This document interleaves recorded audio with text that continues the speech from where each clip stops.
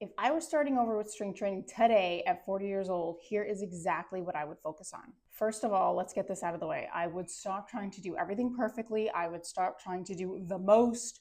I would stop worrying about what's optimal. I would stay the hell away from any 5-day fancy splits.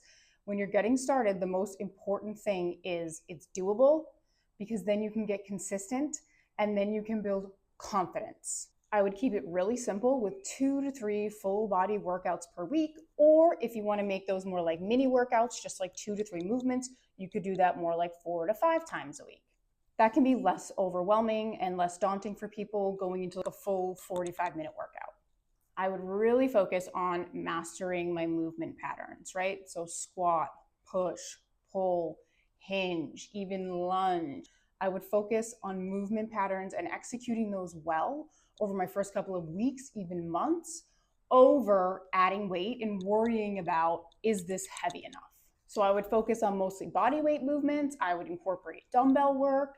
I would incorporate resistance band work, and I would get really, really good at mastering those basics. I wouldn't be concerned at all about how much weight I'm using or if this is heavy enough. That's something that you can think about down the line when you feel like, whoa, look at how I improved my squat form, or look how I was able to lower the angle on my incline push-ups. When you're seeing those improvements in your execution and your form and you're feeling more confident, that's the time to really start worrying about what's optimal and how heavy can I really push.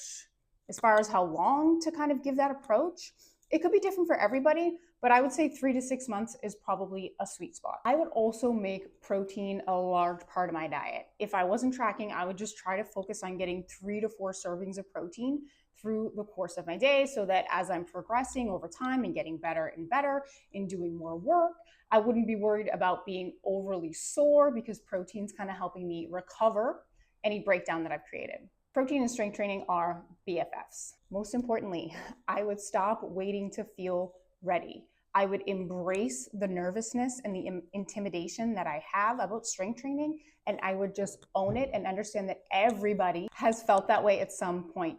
You just gotta start.